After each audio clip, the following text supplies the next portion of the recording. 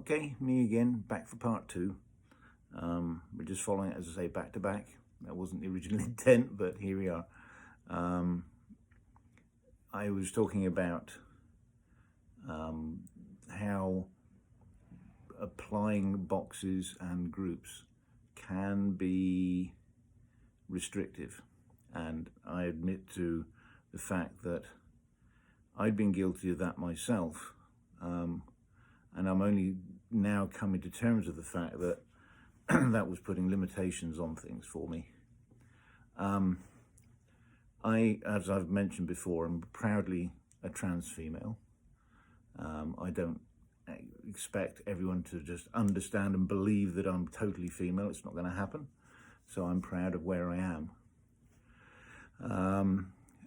But in my efforts to talk to people, get information, find new friends and so on, I've gone on various sites and run the gauntlet of all the scammers and people who are interested in just one thing on there, just talk to lots of people. And obviously you have the chance to go and be selective of the people you talk to.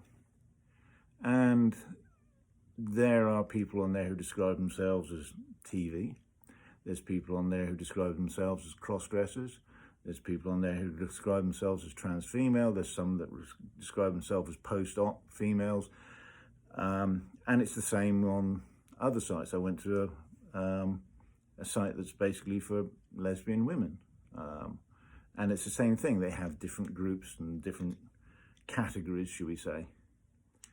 And it's interesting that the bistro I mentioned in the first part is a place where they have drag shows, and for a while I didn't go to them because I thought that traditionally they're linked with gay men, and I didn't see myself as gay, so I was hesitant to be in a crowd that is stereotypically gay.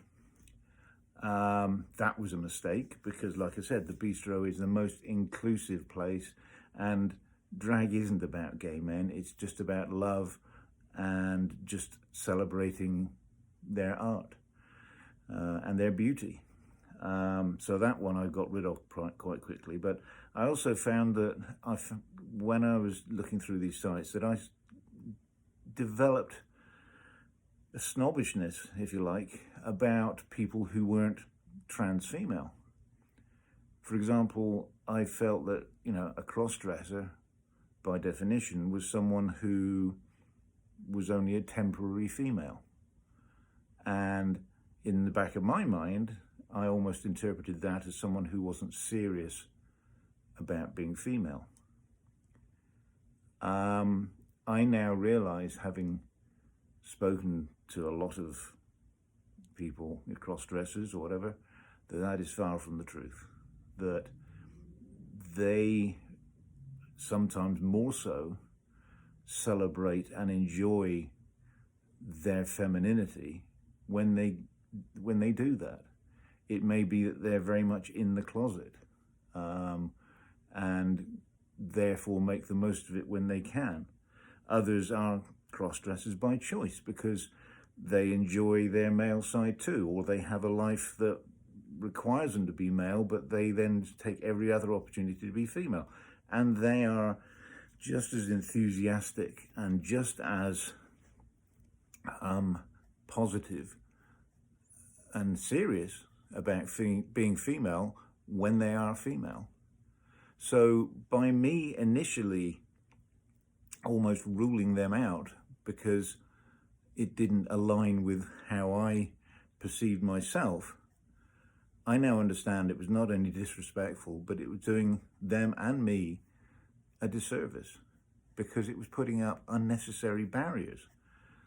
I was talking in the previous video about how I'm worrying about when things get a little bit more intimate and I want to feel female and be treated as female, how I respond when male things happen or I'm confronted with the image of a potential male element.